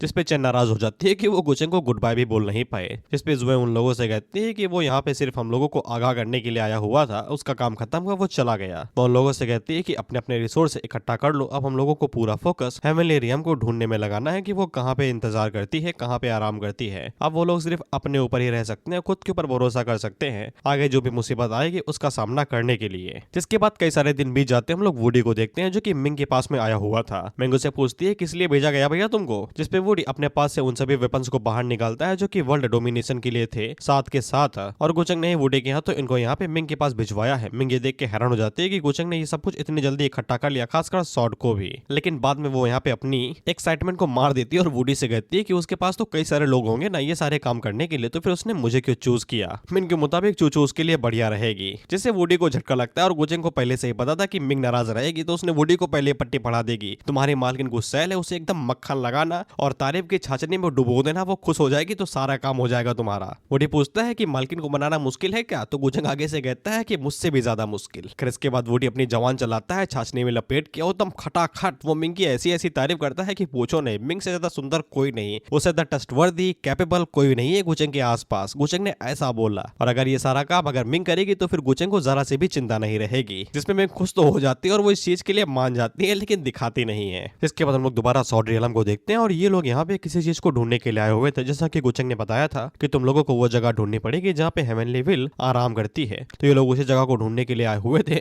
लेकिन इन्हें वो जगह नहीं मिल रही थी। इन्हें ये लग रहा था कि इन्फॉर्मेशन गलत है, लेकिन ऐसा हो भी नहीं सकता है कि सूसेक्ट इन लोगों को गलत इन्फॉर्मेशन दे। जिसके बाद अगला सीन बाउंडलेस रवीन का होता है, जहाँ पे हम लोग लिन को देखते हैं। इसे भी सब कुछ समझ में आ चुका चुका था कि सेक्ट पूरी तरीके से डिस्ट्रॉय हो चुका है और इसका मास्टर गायब हो चुका है और ये गोचेंग को ही गालियां दिए जा रहा था। खैर अपने मेथड का इस्तेमाल करते हुए बाउंडलेस राविन के पास आ चुका था। इसे ये लग रहा था अगर इसका असेसन हो जाता है यानी कि ब्रेक थ्रू कर लेता है ये, तो ये गोचेंग को ना ही कुत्तों के तरीके मार पाएगा बल्कि अपने वर्ल्ड को भी बचा पाएगा। खैर अचानक से ये सुनसान जगह एकदम खलिहान में बदल जाती है क्योंकि सामने डिवाइन रियलम था और यहाँ पे जितने भी क्रिएचर्स के बारे में लिन ने अपने रिकॉर्ड्स के अंदर पढ़ा हुआ था, एशियन रिकॉर्ड्स के अंदर, वो सभी यहाँ पे ही हंस खेल रहे थे। तभी लिन के सामने एक बूढ़ा आदमी आता है जो कि आगे से कहता है, अरे वाह चुनिंदा आ गया मेरे पास। लिन आगे से कहता है, बुड्ढे तू कौन है रे? जिसपे वो बुढ़ा आगे से कहता है कि मैं वही हूँ जिसको तुम्हें तलाश है, तुम्हारा फेट का बचा हुआ टुकड़ा जिसको तुम ढूंढ रहे हो। लिन आगे से कहता है कि लेकिन मैं तो किसी को नहीं ढूंढ रहा। तो वो बुढ़ा आगे से बताता है कि वो गार्डियन ब्लड लाइन का सक्सेसर है जो कि यहाँ पे इस जगह को गार्ड कर रहा है और ये जिस चीज को गार्ड कर रहा है उस चीज का नाम हेवनली डाओ सॉर्ड है, जिसको सुन के लिन हैरान हो जाता है। इसे ये नहीं पता कि ये क्या ढूंढ रहा है, इसे बस पता है कि इस दिशा में जाओ कुछ मिल जाए, इसलिए हेवनली डाओ सॉर्ड को ही वो ट्रेजर मान लेता है जिसके लिए वो यहाँ पे आया है। लिन आगे से कहता है कि उसे ये हेवनली डाओ सॉर्ड किसी भी कीमत पे चाहिए। एक्सटर्नल हेवनली डीमंस उनकी साइड पे आ चुके हैं जो कि उनके वर्ल्ड को डिस्ट्रॉय करना चाहते हैं और जितने भी यहाँ पे 13 कॉन्टिनेंट है यानी कि 13 इलाके हैं वो पूरी तरीके से डिस्ट्रॉय हो चुके हैं और डिस्ट्रॉय होने वाले हैं। अगर वो यहाँ पे उन लोगों की मदद नहीं करता है तो पूरा का पूरा सॉर्ड रियलम ही डिस्ट्रॉय हो जाएगा। इसलिए उसको यहाँ पे हेवनली डाओ सॉर्ड किसी भी कीमत पे चाहिए ताकि वो यहाँ पे अपने रियलम के अंदर शांति ला सके और उसे बचा सके। वो बड्डा लिन से कहता है कि तुम सच में चुने गए हुए हो, तुम्हारी विल पावर, तुम्हारी प्रेजेंस बाकियों से बिल्कुल अलग है। इस दुनिया के अंदर जहाँ पे अराजकता पूरी तरीके से मची पड़ी है, सिर्फ हेवनली डाओ सॉर्ड ही सभी लोगों को शांति दिला सकती है। जिसके बाद वो यहाँ पे हेवनली डाओ सॉर्ड को पाने की चाबी लिन को दे देता है, ये कहते हुए कि इसका इंतजाम करो और सीधा अंदर चले जाओ। इसी रास्ते के दौरान तुम्हें एक लेक मिलेगी जिसके अंदर प्रतिबिंब रहेगा, तुम्हें उसी जगह पे ढूंढना है जहाँ पे तुम्हें वो हेवनली डाओ सॉर्ड मिल जाएगी। उसे ये वहीं पे ही सील किया गया होगा, उसको सिर्फ वही लोग ओपन कर सकते हैं जिनके पास ये चाबी होगी, तभी तुम उस सील को हटा पाओगे। लिन आगे से बताता है कि जो प्रतिबिंब वाली नदी है यानी कि रिफ्लेक्शन लेक, वो यहाँ पे वुज़ेंग सॉर्ड के साथ ही गायब हो चुकी है, वो उसे कैसे ढूंढेगा। जिसपे वो बुढ़ा उसे बताता है कि रिफ्लेक्शन लेक हमेशा से ही यहाँ पे थी, सिर्फ कुछ ही लोग उसे ढूंढ पाते हैं। इसके बाद वो लिन से कहता है कि समय बर्बाद ना करो, खाई की गहराई के अंदर जाओ और चाबी लेके उस सॉर्ड को ढूंढने की कोशिश करो, अगर तुम्हारी किस्मत रही तो फिर तुम्हें वो यहाँ पे मिल जाएगी। खैर इसके बाद लिन उस बुढ़े से कहता है कि चाचा और कुछ भी बताना है, अगर बताना है तो बता दो। जिसपे वो बुढ़ा आगे से कहता है कि मेरा फेट यहाँ पे रुक के फेटेड वन को ये चाबी देना था, जिसके बाद उसका काम खत्म हो जाता है और ये तुरंत यहाँ से कट भी लेता है। ये कहते हुए कि अब वो शांति के साथ अब मर सकता है। वो लिन अपने मन के अंदर सोच रहा था कि बुढ़े के पास दम है, वो नॉर्मल अर्थ इमॉर्टल से ज्यादा शक्तिशाली है। वो ये सोच रहा था अगर ये दोनों एक साथ मिलकर गोचेंग के पीछे पड़ जाए तो वो लोग गोचेंग को भगा सकते हैं यहाँ से। खैर वो बुढ़े को इतने समय बुला देता है क्योंकि उसके लिए हेवनली डाओ सॉर्ड ज्यादा जरूरी है और वो गहराई के अंदर घुस जाता है उसे ढूंढने के लिए। और लिन जैसे ही अंदर घुसा था तो ये एक बार भी पीछे पलट के नहीं देखा, पता नहीं क्यों, क्योंकि उसी के पीछे हम लोग बुढ़े को देखते हैं और उसकी आंखों और चेहरों से हमें पता चलता है कि इसने लिन की फील्डिंग सेट कर दी है हेवनली डाओ सॉर्ड की लॉलीपॉप देके। खैर इसके बाद ये बुढ़ा यहाँ पे धुआं हटाता है तो फिर हम लोगों को यहाँ पे टोबायो की बॉडी मिलती है और बुढ़े ने यहाँ पे टोबायो को दरिया दिल से नहीं बचाया था, वो टोबायो की बॉडी इस्तेमाल करना चाहता था क्योंकि उसकी बॉडी के पास दोनों दुनियाओं के औरत हैं। बेसिकली सॉर्ड रियलम का औरा भी था और अपर रियलम का भी औरा था, इसलिए अगर वो इस बॉडी के ऊपर कब्जा कर ले तो उसकी स्ट्रेंथ और भी ज्यादा बढ़ जाएगी। खैर चाचा कुछ कर पाते उससे पहले ही कोई इनके ऊपर हमला करता है, लेकिन चाचा आसानी के साथ उस अटैक को ब्लॉक कर लेते हैं और उस तरफ देख के कहते हैं कि ये तो तुम हो। तो फिर हमें पता चलता है कि चाचा का पीछा करने वाला और कोई नहीं, डा ही था, क्योंकि यही मैनिफेस्टेशन विल है। चाचा डा से कहते हैं कि तुम तो यार मुझे पीछा एकदम कुत्ते की तरह कर रहे हो, छोड़ा ही नहीं। खैर इसके बाद डा चाचा के ऊपर हमला करते हुए कहता है कि तुम्हारी हिम्मत कैसे हुई गोचेंग से कुछ छीनने की। जिसके बाद वो यहाँ पे चाचा के ऊपर अपनी धर्माइक बॉडी के साथ में हमला करता है, लेकिन चाचा उससे कहते हैं कि तुम स्ट्रांग हो गए लेकिन इतने भी नहीं कि तुम मेरे सामने टिक पाओ, मैं भी इस दुनिया की मैनिफेस्टेड विल हूँ। जिसके बाद वो वहां से टेलीपोर्ट मारते हैं और पीछे आ जाते हैं अटैक को डॉज करते हुए। और हमें यह भी पता चलता है कि चाचा पूरी तरीके से नहीं, यानी कि इनका कुछ हिस्सा अभी तक पूरी तरीके से कंप्लीट नहीं हुआ है, लेकिन इसके बावजूद वो डा के सामने इतनी जल्दी तो नहीं हार मानने वाले। तो डा भी आगे से कह देता है कि जब टोबाया को उठा के लेके जा रहे थे तो गोचेंग से डर के मारे भाग काहे गए भाई। तो फिर चाचा को गुस्सा आ जाता है, जिसके बाद वो अपनी एबिलिटी का इस्तेमाल करते हुए डा की जो धर्माइक बॉडी थे उसे यहाँ पे पूरी तरीके से सैटर करके डिस्ट्रॉय कर देते हैं और उसे टुकड़े टुकड़ों में बदल देते हैं। जिसके बाद वो डा से कहते हैं कि तुम्हारी बॉडी भले यहाँ पे काफी ज्यादा स्ट्रॉन्ग और फिजिकल रेजिस्टेंस के मामले में उसका कोई जवाब ना हो, लेकिन इसके बावजूद तुम किसी हेवनली डाओ के सामने टिक थोड़ी ना पाओगे। जिसके बाद चाचा का कॉन्फिडेंस कुछ ज्यादा ही हाई हो जाता है और वो डा से कहते हैं अगर तुम्हारा मास्टर भी यहाँ पे आ जाए ना तो वो मेरा कुछ उखाड़ नहीं सकता, मैं उसकी धज्जियां उड़ा दूंगा। डा आगे से कहता है ऐसा क्या। जिसके बाद वो यहाँ पे एक आर्टिफैक्ट को तोड़ता है जिसके अंदर से यहाँ पे गोचेंग बाहर निकलता है, जिसको देख के चाचा की फटकी चार। चाचा आगे से कहते हैं कि ये चीटिंग है, तुम अपने पास इस तरीके से ट्रेजर नहीं रख सकते कि किसी को भी बुला लो।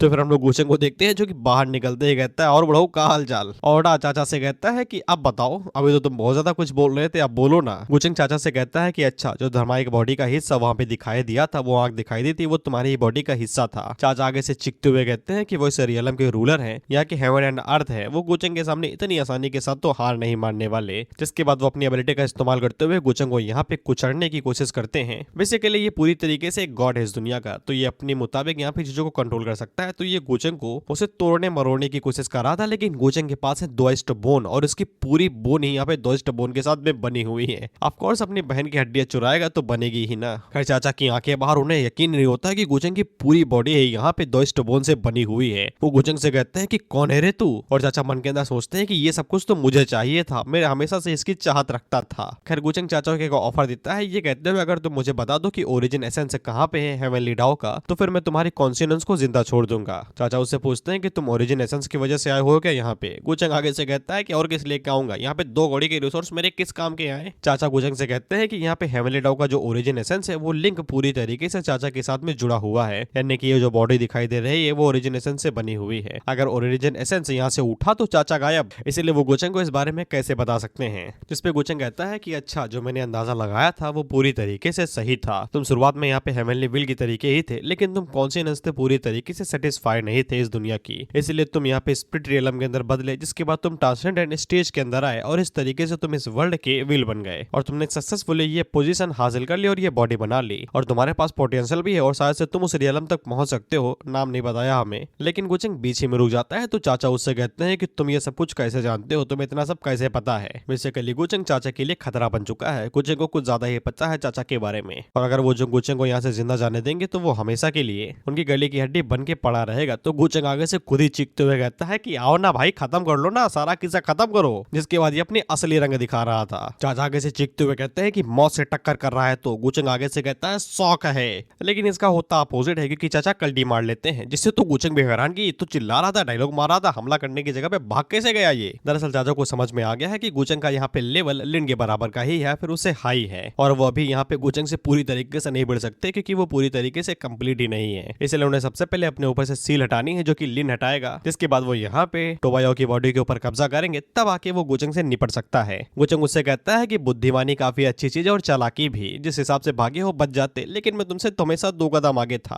मैंने जैसे इस धरती के ऊपर कदम रखा तैसे ही चारों तरफ रिस्ट्रिक्शन लगा दिया, अब तुम इस जगह से भाग नहीं सकते दादा।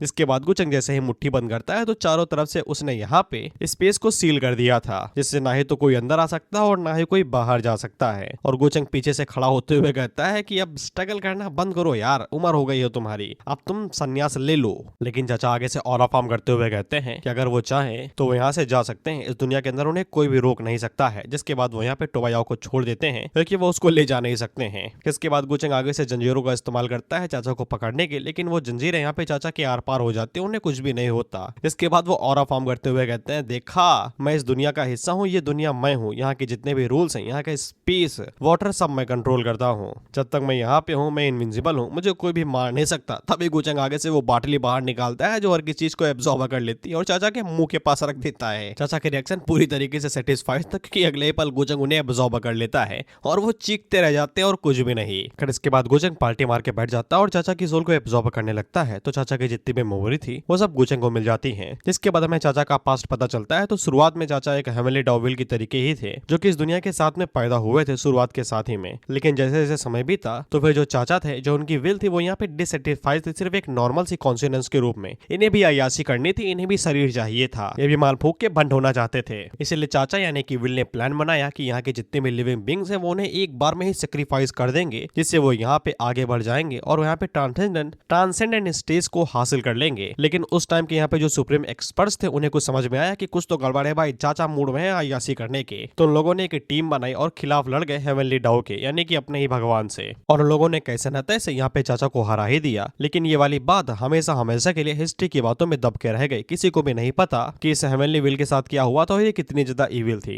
क्योंकि इस बड़ी महान वॉर की वजह से यहाँ पे सब कुछ तबाह हो गया था, वर्ल्ड पूरी तरीके से खत्म हो गया था। लेकिन जब ये वर्ल्ड डिस्ट्रॉय होने वाला था तभी अचानक से कल्टिवेटर्स ने जीत की हासिल कर ली, जिसके बाद इस हेवनली डाओ विल को मिरर लेक यानी कि वही रिफ्लेक्शन वाली लेक के अंदर गहराई के अंदर सील कर दिया गया। जो कल्टिवेटर्स ने ये लड़ाई लड़ी थी उनके कुछ ग्रुप्स ने एक साथ मटेरियल्स है जो कि डिवाइन मटेरियल्स थे उनके साथ मिला के एक डिवाइन सॉर्ड बनाई, जिसको यहाँ पे लेक के साथ ही लगा दिया गया। जहाँ पे वो लेक है वहीं पे ही कॉन्सिनेंट सील है और वहीं पे ही वो हेवनली डाओ सॉर्ड है, जिसके पीछे पीछे लिन गया हुआ है। गुचेंग ने जैसा सोचा था वैसा ही हुआ। चाचा की मेन बॉडी को यहाँ पे सप्रेस कर दिया गया था, जो कि लेग के पास सील है, शॉर्ट के ऊपर या फिर शॉर्ट के नीचे। और जिसके साथ गुचेंग भिड़ रहा था वो बस एक नॉर्मल सी रिकार्डिनेशन ही थी। वह पे लिन शायद से उन एक्सपर्ट्स का डिसेंडेंट हो सकता है जिन्होंने हेवनली डॉ को सील किया था, लेकिन लिन की किस्मत खराब है कि वो अपने ही सबसे बड़े एनिमी से अपना कटवा लिया। खैर इसके बाद गुचेंग यहाँ पे डॉ से कहता है कि अपना बेस रूप बदल लो और सभी लोगों को ये जाके बता दो कि लेजेंडरी मिरर लेक के पास ही उन लोगों की उम्मीदें हैं। उसी तरीके से वो लोग यहाँ पे अपने वर्ल्ड को बचा सकते हैं। डॉ आगे से पूछता है लेकिन इन जनाब के बारे में क्या, इनका क्या करें हम लोग? तो गुचेंग आगे से कहता है इनका इनका हम लोग खातिरदारी करेंगे। पर वो गुचेंग ने वो इन्फॉर्मेशन इसलिए फैला दी तो कि वहाँ पे अपर रेलम वाले भी जाएंगे और ये डुआन वाले भी जाएंगे। वहाँ पे मचेगा केओस और जब सील टूटेगी तो गुचेंग उनकी फील्डिंग सेट कर देगा क्योंकि वहीं पे ओरिजिनेशंस है। खैर इसके बाद सीन शिफ्ट होकर फिया के ऊपर आ जाता है क्योंकि टोबायो की फील्डिंग सेट हो गई थी हमेशा के लिए और उसे उड़ा दिया गया था आसमान में। तो उसका जो टैबलेट था लाइफ वाला वो यहाँ पे टूट गया था, जिससे फिया को समझ में आ जाता है कि उसका मजनू चल बसा है। और फिया को यही लग रहा था कि उसका सामना किसी ताकतवर जीव से हो गया जिससे वो अपनी जान नहीं बचा पाया।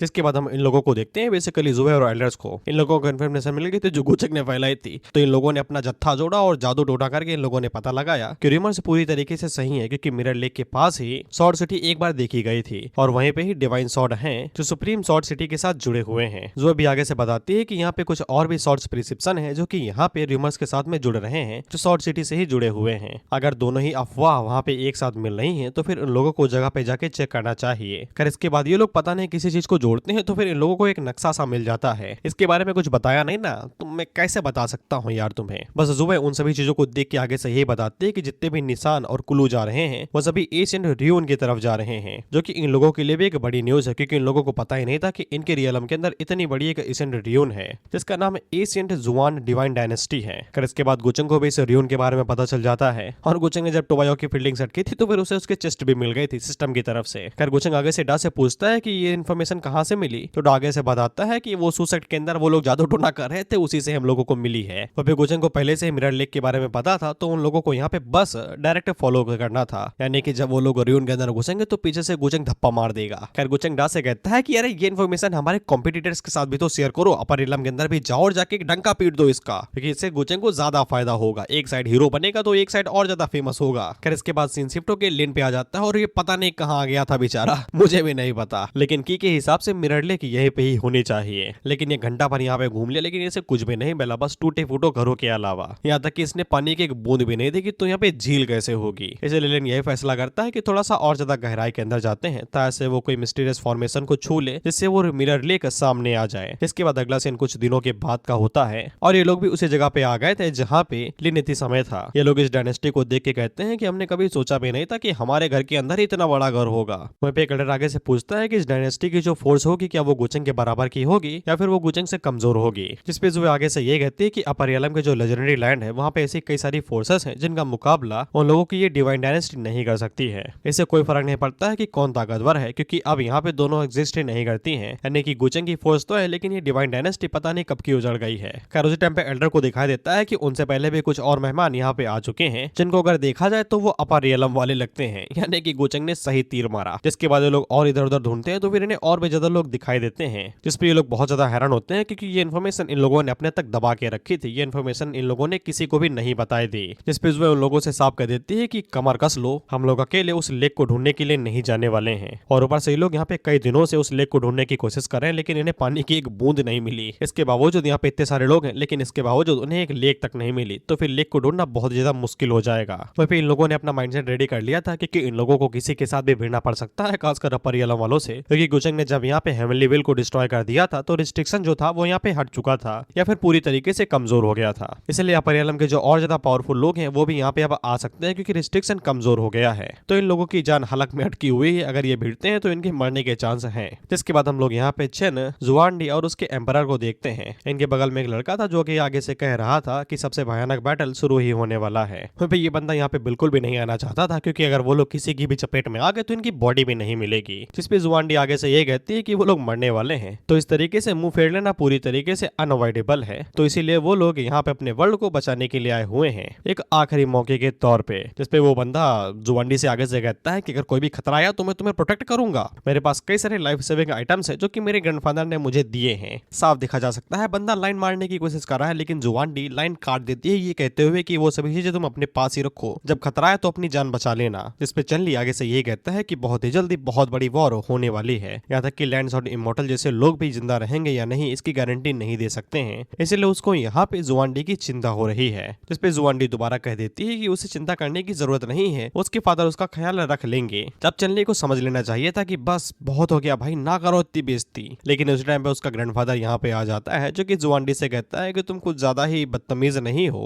वहीं पे सभी लोग चनली के ग्रैंडफादर को देख के यहाँ पे हैरान हो गए थे क्योंकि उन्हें यहाँ पे नहीं आना था। पता नहीं मुझे ये किसी भूत की तरीके लग रहा है। खैर चनली अपने ग्रैंडफादर से कहता है कि आप यहाँ पे क्यों आ गए, जिसपे उसका दादा उससे कहता है कि मैंने बोला था कि यहाँ पे ना हो, लेकिन तुम इसके बावजूद मेरे ऊपर चढ़े थे कि यहीं पे ही आओगे। तुम हमारी चैन फैमिली के सबसे फेवरेट सन हो और आगे जाके तुम्हें मेरी पावर्स को इनहेरिट करना है, अगर तुम्हें कुछ हो गया तो फिर हम लोग क्या करेंगे। जिसपे चनली आगे से अपनी इज्जत बचाते हुए कहता है कि वो नई जनरेशन का लीडर है, अगर वो यहाँ पे नहीं आएगा, छुपा रहेगा तो फिर उसकी बेइज्जती नहीं होगी क्या। जिसपे उसके ग्रैंडफादर आगे से कहते हैं कि चलो कम से कम सीख तो गए जवाब कैसे दिया जाता है। खैर इसके ग्रैंडफादर आगे से कहते हैं कि ऐसे खतरनाक समय में अगर छोटे लोग आपस में बातें कर रहे हैं, एक दूसरे के साथ घुल मिल रहे हैं, इसमें कौन सी बड़ी बात है। ये तो अच्छी बात है कि यहाँ पे लोगों को एक दूसरे के साथ घुल मिलना जाना चाहिए। बेसिकली ये यहाँ पे जुबानडी से कह रहा था कि मेरा लौंडा लाइन मार रहा है तो ले लो ना भाई, पता चले कल ही दुनिया खत्म हो जाए और कुछ हो भी ना। कर उसने ये डायरेक्ट नहीं बोला था लेकिन इनडायरेक्टली बोल दिया था, इसलिए जुबानडी और उसके फादर आगे से कहते हैं कि हाँ वो इस चीज को याद रखेंगे। लेकिन उस टाइम पे चेन आगे बढ़ती है जो कि यहाँ पे चेन ली के ग्रैंडफादर से कहती है कि तुम अपनी पावर्स के साथ में हर किसी को बुली नहीं कर सकते हो, अगर यहाँ पे जुए होती तो वो कभी भी अपने डिसाइपल को इस तरीके से बुली होने ना देती। और चेन आगे से साफ कहती है कि जुबानडी को तुम्हारा पोता पसंद नहीं, इसमें क्या बुराई है, उसके पास पहले से ही कोई चाहने वाला है। कब हुआ भाई, हमें तो नहीं पता चला, क्यूटी के पास कोई बॉयफ्रेंड भी है। जिस पे चनली के ग्रैंडफादर आगे से कहते हैं कि जुए एक यंगर जनरेशन के अंदर जीनस के बराबर और कुछ भी नहीं है, वो मेरे मुकाबले की भी नहीं है, अगर वो यहाँ पे होती भी तो वो क्या ही कर लेती। जिसके बाद वो चन से कहता है और रही बात इसके सज्जन की, तो मुझे ये बताओ इसका सजना कौन है, कौन है भैया इतना पावरफुल जो कि उसके पोते से ज्यादा बेहतर हो सकता है। जिस पे चनली आगे से उसे ताना मारते हुए कहती है कि तुम एक मेढक की तरीके हो जो कुएं के अंदर है, आशा सब तुम्हें छोटी सोच वाला आदमी। ऑफ कोर्स ग्रैंडफादर को आगे से गुस्सा आता है, वो आगे से कहते हैं कि यार सही से बात कर लो यार, तुम्हारे बाप की उम्र का हूं मैं, पर हो तो नहीं भाई। ये लाइन मेरे दोस्त ने एक अंकल को बोली थी भाई, अंकल तरना गए थे लेकिन इसके बावजूद तो उखाड़ नहीं पाए, वो बड़ा मजा बड़ा आया था भाई, हंस रहे थे हम लोग मन के अंदर बहुत। फिर इसके बाद चैन आगे से भंडा फोड़ देती है ये कहते हुए कि जुआनडी का चहिता बालक और कोई नहीं गुचंगी है, वो है उसका लवर। इसके बाद वो ग्रैंडफादर से कहते और ये भाई भूत वाली वाइब दे रहा है ये। खैर चैन आगे से कहती है कि क्या है कोई यहाँ पे है जो गुचंग का बराबर कर सके, क्या तुम्हारे पोते के अंदर दम है। तो गुचंग का नाम सुनता है भाई को भाई सांप सूंघ जाता है, इसको बुखार चढ़ जाता है, इसका मुंह पूरा पीला पड़ जाता है। ये आगे से कहता है मैं जा रहा हूँ, मुझे नहीं चाहिए कोई लड़की। लेकिन ग्रैंडफादर को पता था कि गुचंग यहाँ से कट लिया है, तो वो आगे से कहते हैं कि वो तो एक एक्सटर्नल डोमेन का डीमन है ना, वो तो यहाँ पे बुरे इरादों से आया हुआ था, जैसे उसका काम खत्म हुआ वो तैसे ही यहाँ से निकल लिया और तुम लोग उसकी यहाँ पे तारीफ करे जा रहे हो जैसे कि वो तुम्हारा घर वाला ही हो। वह जुआनडी के फादर आगे से ग्रैंडफादर से कहते हैं कि ये दोनों भले ही ज्यादा बोल दिए लेकिन आप भी थोड़ा हद में रहिए। तब इस साइड से गुचंग एंट्री मारता है जो कि आगे से अपने ऑरा को रिलीज कर रहा था और वो ग्रैंडफादर से कहता है कि मैंने कहा भाई तुम्हारे वर्ल्ड के अंदर कुछ कांड किया, तुम ही लोग तो मेरे पीछे पड़े हुए थे। वह गुचंग का ऑरा इतना ज्यादा हाई था कि वो दोनों ही यहाँ पे अपने घुटनों पे आ जाते हैं और गुचंग का चेहरा बता रहा था कि ये साला छुपा हुआ देख रहा था कि कुछ तो करो साले, एंट्री मारूंगा ऑरा फॉर्म करूंगा मैं। वह ये दोनों क्यूटीज जैसे ही गुचंग को देखती हैं तो काफी ज्यादा खुश हो जाती है कि गुचंग अभी तक इनके वर्ल्ड को छोड़ के गया नहीं। फिर इसके बाद गुचंग डा से कहता है कि जो लोग अभी भी मुझे असैसिनेट करने की कोशिश कर रहे हैं उनके बारे में पता लगाओ कि वो लोग कौन हैं। इसने सुना था कि वो लोग एशियंट जुआन डायनेस्टी के आसपास हैं। फिर इसके बाद गुचंग उन दोनों क्यूटीज से कहता है कि उसे कुछ काम था वो यहाँ पे चला आया, लेकिन उसने सोचा भी नहीं था कि तुम दोनों भी यहाँ पे होगी। तो वो दोनों आगे से कहती हैं कि हम लोग ठीक ठाक हैं। इसके बाद गुचंग पीछे मुड़ के ग्रैंडफादर से कहता है कि मैंने कुछ किया क्या जिससे आप लोग नाराज हैं। तो वो लोग कहते हैं नहीं दादा। तो गुचंग उनसे कहता है कि तुम माफी क्यों नहीं मांग रहे भाई, माफी कब मांगोगे मुझसे। जिसपे वो लोग आगे से माफी मांगते हैं और साथ में ग्रैंडफादर सभी लोगों से माफी मंगवाते हैं गुचंग से। और वो गुचंग से कहते हैं कि ये नन्हा बालक है, इसने कुछ भी नहीं किया, इसे जाने देना। लेकिन उसी टाइम पे हम लोग देखते हैं कि ग्रैंडफादर के ऊपर कोई पीछे से हमला करता है और उन्हें ऊपर खींच लेता है, जिसपे सभी लोग हैरान कि ये क्या हुआ। जिसके बाद अगले ही पल ऊपर आतिशबाजी होती है और ग्रैंडफादर के चीथड़े उड़ जाते हैं, जिसपे सभी लोग हैरान कि गुचंग ने तो कुछ भी नहीं कहा, ये कौन आया भाई यहाँ पे। तो साइड से एक लड़की नीचे उतरती है जो कि गुचंग से कहती है कि इसकी हिम्मत कैसे हुई आपसे इस तरीके से बात करने की, ये मारना डिजर्व ही करता था, इसलिए मैंने आपकी जगह इसे मार दिया। जिसके बाद वो चलने की तरफ इशारा करते हुए कहती है कि इसकी भी फील्डिंग सेट कर दूं क्या। जिसपे सभी लोग गुचंग की तरफ देख रहे थे, लेकिन गुचंग आगे से चिल्लाते हुए कहता है कि तुमसे किसने कहा कि तुम उसे मार सकती हो, हालांकि वो हरामी था, इसका मतलब ये थोड़ी नहीं कि तुम उसकी जान ही ले लोगे। जिसपे वो लड़की हैरान हो जाती है और मन के अंदर सोचती है कि तुम इसी तरीके से तो अपर रियलम के अंदर घूमते फिरते थे, कोई भी तुम्हें उंगल करे तुम सीधा उसकी फील्डिंग सेट कर देते थे। जिसके बाद गुचंग उस लड़की को सुनाने लगता है कि तुम्हें उसे नहीं मारने की जरूरत थी, तुमने उसे बेफालतू में मारा, ऐसा दोबारा कभी भी ना करना। वो हम लोग चलने के देखते हैं और इसकी फटी पड़ी थी, दुआ कर रहा था कि अगला नंबर मेरा न लग जाए। जिसके बाद दोनों क्यूटीज को यहाँ पे धमाके की आवाज आने लगती है हैं और जब वो दोनों साइड में देखते हैं तो फिर यहाँ पे महाजंग शुरू हो गई थी सॉर्ड रियलम और अपर रियलम के बीच में, और दोनों ही एकदम घमासान तरीके से फाइट कर रहे थे।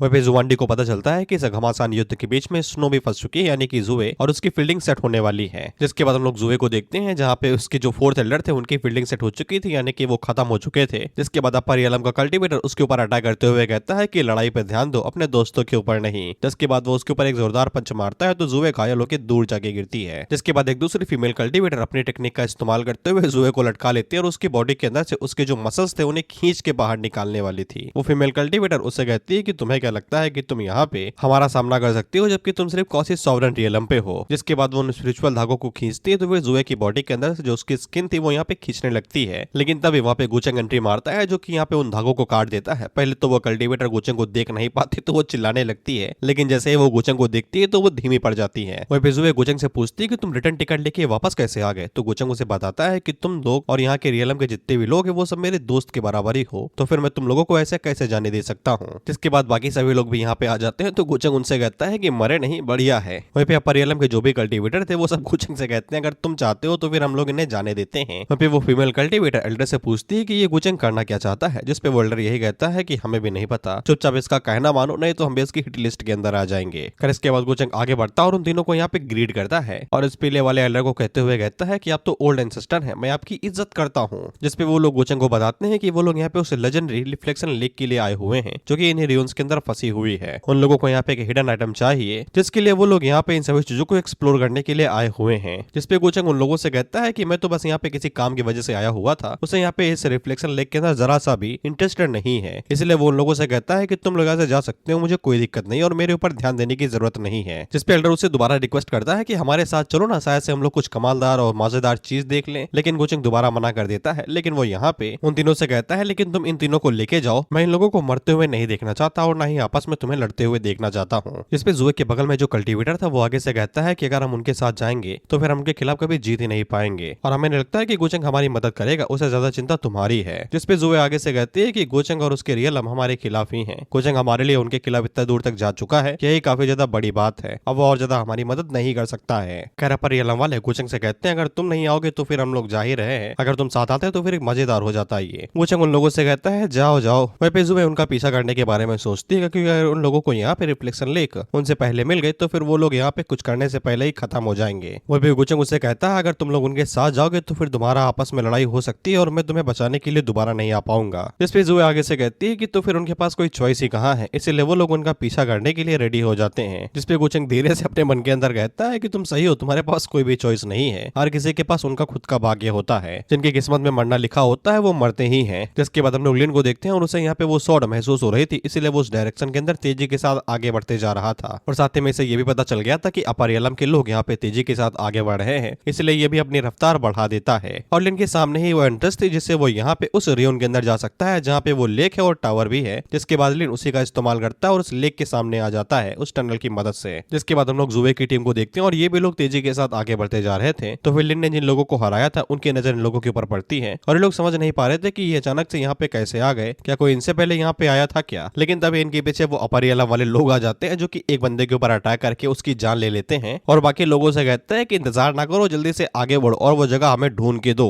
और अगर ऐसा नहीं कर सकते तो तुरंत हमारे जाओ, हर कोई तुम्हें बचाने के लिए यहाँ पे नहीं आने वाला, खासकर गुचेंग। जिसपे जुए पीछे मुड़ के उन लोगों से कहते हैं कि तुम अपर रियलम वाले इतना ज्यादा बुली क्यों, इतना ज्यादा कमीने क्यों हो, गुचेंग तो इतना ज्यादा समझदार और दयालु इंसान है। जिसपे वो तीनों अपनी तरफ देखते हैं और आगे से हंसते हुए कहते हैं गुचेंग रीजनेबल पर्सन। जिसके बाद हम लोग सॉर्ड रियलम वालों को देखते हैं जो कि उस जगह पे आ गए थे जिसके अंदर से वो लोग उस लेक वाली जगह पे जा सकते हैं, लेकिन यहाँ पे अचानक से एक धुंध आ गई थी जो कि पूरी तरीके से काली थी, इसलिए सॉर्ड रियलम वाले आगे से साफ मना कर देते हैं आगे जाने से, ये कहते हुए कि पीछे ही रहना, और अपर रियलम वाले लोग भी यहाँ पे थे, उन्हें भी मना किया गया था। जिसके बाद हम लोग चन को देखते हैं जो कि जुवांडी से कहती है अगर वो लोग आगे बढ़ेंगे तो फिर मारे जाएंगे। जिसपे जुवांडी आगे से ये कहती है कि हमें यहीं पे ही रुकना चाहिए और उम्मीद करनी चाहिए कि जो भी लोग अंदर गए हुए हैं वो सभी लोग अच्छा ही कर रहे हो। लेकिन तभी यहाँ पे जुवांडी की नजर गुचेंग और यहाँ पे फिया के ऊपर पड़ती है और फिया गुचेंग से पूछ रहे थे कि तुमने यहाँ पे टोबायाओ को देखा, वो इस रियलम के अंदर ही आया हुआ था। गुचेंग उसे बता देता है कि टोबायाओ तो मर चुका है भाई। जिसपे फिया हैरान होकर गुचेंग से पूछती है कि तुम्हें इस बारे में कैसे पता, तुम्हें कैसे पता कि वो मारा जा चुका है। जिसपे गुचेंग अपने असली रंग दिखाते हुए कहता है ऑफ कोर्स, क्योंकि मैंने जो उसे मारा है। फिया गुचेंग से पूछती है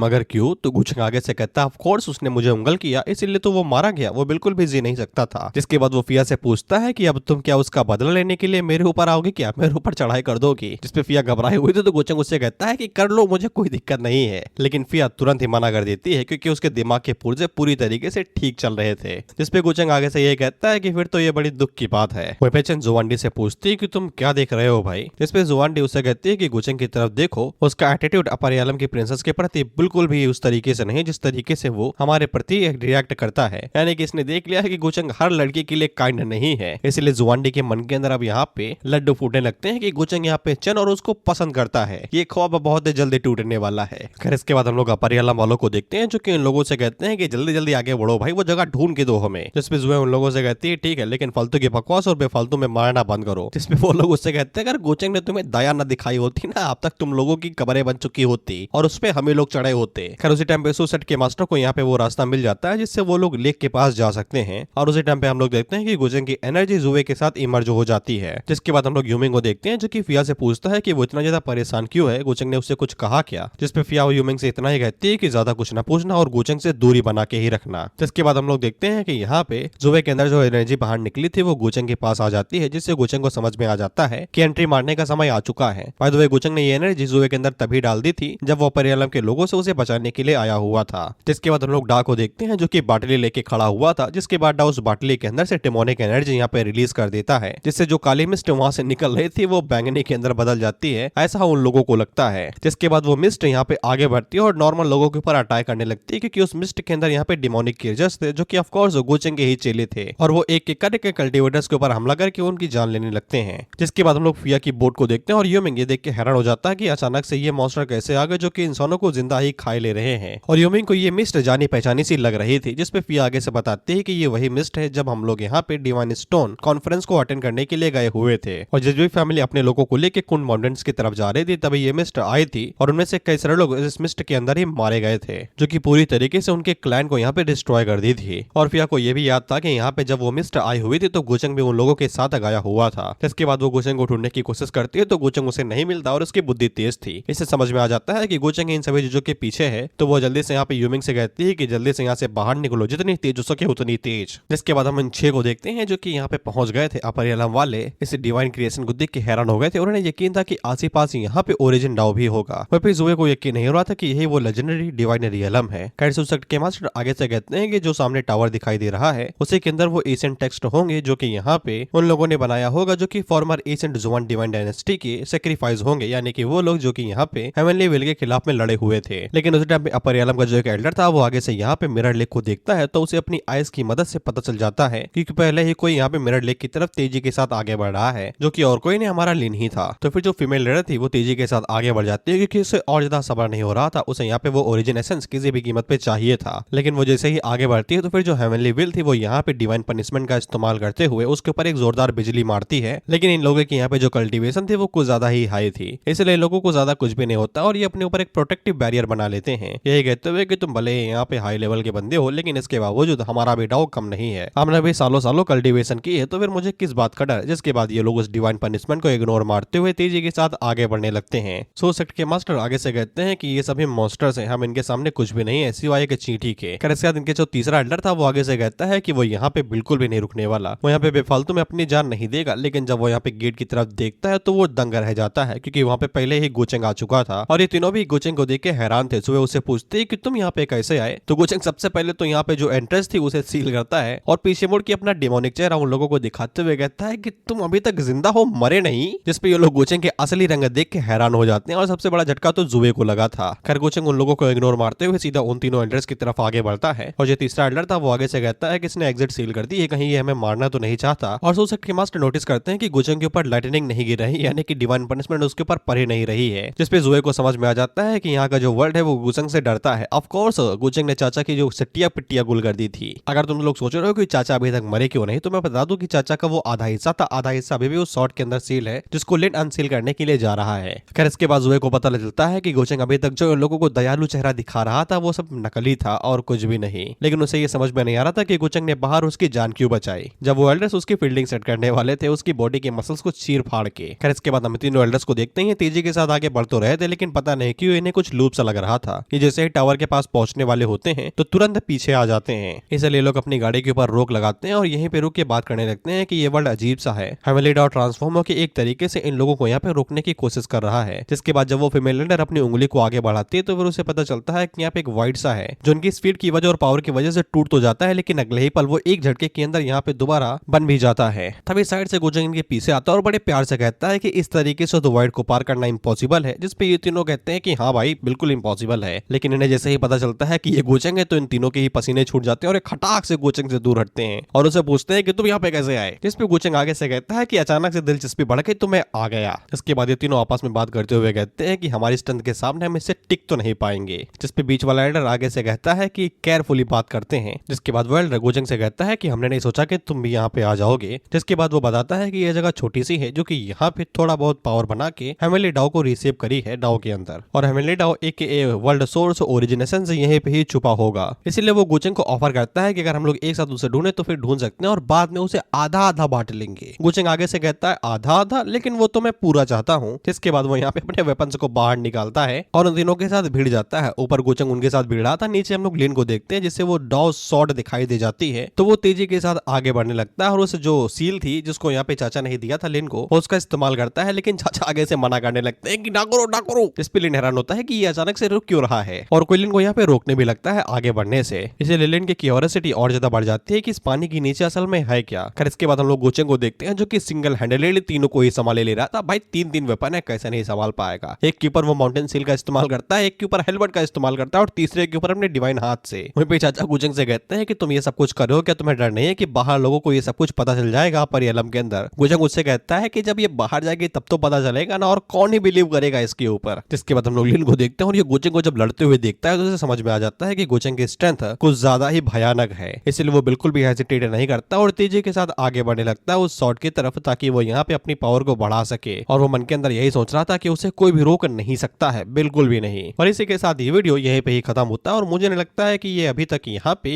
1 घंटे की वीडियो बनी होगी, इसलिए मुझे तुम्हारी थोड़ी सी मदद चाहिए। दरअसल मुझे 2 सवाल पूछने हैं। पहला तो ये बताओ ये सूरवीर वाली एक्सप्लेन करनी है या नहीं। जहां तक मेरा मानना है चैप्टर्स ज्यादा है तो फिर ज्यादा इसने यहाँ पे 100 चैप्टर्स ही कवर करे होंगे और 50 पे तो हम लोग पहले से ही हैं, या फिर क्या पता मैंने ऑडियो बुक को पहले ही यहाँ पे कवर कर लिया हो, क्योंकि ये लोग नॉवल को फॉलो करते हैं। नॉवल बेसिकली शब्दों में लिखी जाती है और मांगा मानवा यहाँ पे पिक्चर और इमेजेस आकृतियों का इस्तेमाल करते हैं, जैसे कि ये है। बाय द वे हर एक मानवा की यानी कि चाइनीज कॉमिक्स की एक नॉवल होती ही होती है, हर एक कॉमिक की रहती है और उनके चैप्टर्स 2000, 3000, 5000, इसके खुद ही 6000 है। तो सूरवीर पहले बता दो, मैं शुरू कर दूं या फिर रहने दो। और एक और चीज जो मैं पूछना चाहता हूँ वो है थंबनेल से रिलेटेड, इसके नहीं एनिमे से रिलेटेड। मैं अपना एनिमे के अंदर कम बैक कर रहा हूँ। मेरा सवाल यहाँ पे थंबनेल से रिलेटेड है। मैं तुम्हें कुछ थंबनेल दिखाता हूँ। ये है वो थंबनेल्स जो कि अक्सर चलते हैं और ये सब क्लिकबेट हैं। आई मीन AI और एडिटिंग का इस्तेमाल किया गया है। ये जो ड्रैगन देख रहे हो, जो ऑरा फार्मिंग देख रहे हो, लाइट वाइट, ये एडिटिंग की मदद से है। एंड नो डाउट मैं भी ये कर सकता हूँ बिना किसी दिक्कत के, लेकिन मुझे ये चीज पसंद नहीं आती क्योंकि मैं सीधा स्क्रीनशॉट से ही थंबनेल बनाता हूँ, जो कि मेरी अक्सर चीज तुम देख ही सकते हो। ये है मेरे थंबनेल्स। पता है टट्टी बराबर है, लेकिन फिर भी यार मुझे सुकून मिलता है इन्हें देख के। मैंने एक सीरीज एक्सप्लेन की है, माय ड्रेस अप डार्लिंग। हाँ कंप्लीट है, उसका 2nd सीजन भी कंप्लीट है, बस अपलोड करना है, लेकिन मैं कर नहीं रहा थंबनेल की वजह से। अब मैंने AI की मदद ली और मैंने कुछ इस तरीके के थंबनेल बनाए। कितागावा तो मैच कर रहे हैं, लेकिन गोजो का बिल्कुल भी नहीं मिल रहा कोई चेहरा इसमें। बाय द वे मैंने स्क्रीनशॉट की मदद से बनाई और ये रहे वो स्क्रीनशॉट वाले। पता है टट्टी लग रहा है, लेकिन स्टिल आई लव देम क्योंकि ये ओरिजिन है। अब मैं क्लिकबेट की तरफ आगे बढ़ूं तो फिर मुझे खटाखट क्लिक्स मिलेंगे, क्योंकि ये ओवररेटेड चीज है। क्लिकबेट ऐसे ही काम करता है और क्लिकबेट वाले थंबनेल कम से कम यहाँ पे 50% चल जाते हैं, क्योंकि 50% यही तो ही दिखाएगा इसमें, इससे ज्यादा ही है। तो मेरा सवाल ये है, क्या मुझे यहाँ पे क्लिकबेट वाले इस्तेमाल करने चाहिए? इस पे व्यू ज्यादा आएंगे बाय द वे, और जो स्क्रीनशॉट वाले हैं उस पे टाइम लगेगा। तो मेरा सवाल ये है कि मुझे किस थंबनेल पे ज्यादा भरोसा करना चाहिए? बाय द वे सूरवीर के बारे में बता देना। सलाम, मैं भी उसे सूरवीर बोला तुम्हारी वजह से, सुपर जी नाम है उसका। Bye bye.